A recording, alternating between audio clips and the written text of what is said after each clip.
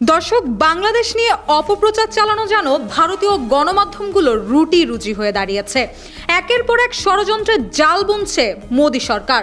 আমি যদি আপনাদের একটু দেখানোর চেষ্টা করি, দেখুন কিভাবে বাংলাদেশ বেনাপোল সীমান্তে একের পর এক উগ্রবাদী দিয়ে বিজিবিকে কোণঠাসা করার চেষ্টা চালাচ্ছে।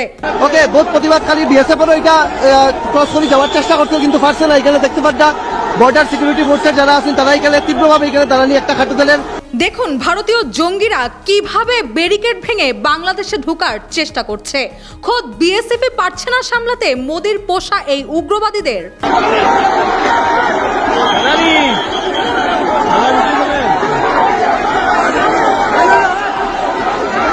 বাংলাদেশের সংখ্যালঘু নির্যাতন নিয়ে মাথা ঘামানো ভারত নিজেদের সংখ্যালঘুদের নিরাপত্তায় ঠিকমতো দিতে পারছে না। দেখুন কিভাবে একের পর এক মসজিদ গুড়িয়ে দিচ্ছে।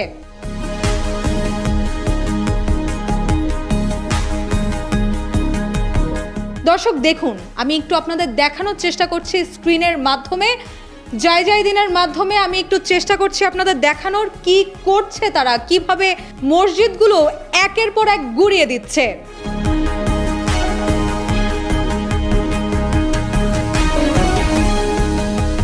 মসজিদের স্থানে মন্দির থাকার দাবি তুলে একের পর এক মসজিদ গুড়িয়ে দিচ্ছে। ঐতিহাসিক আজমের শরীফ ভাঙারও পরিকল্পনা এঁটেছে মোদি। কি চাইছে মোদি সরকার? তারা কি সেদেশে মুসলিমদের থাকতে দিবে না? কেন এত বর্বরতা?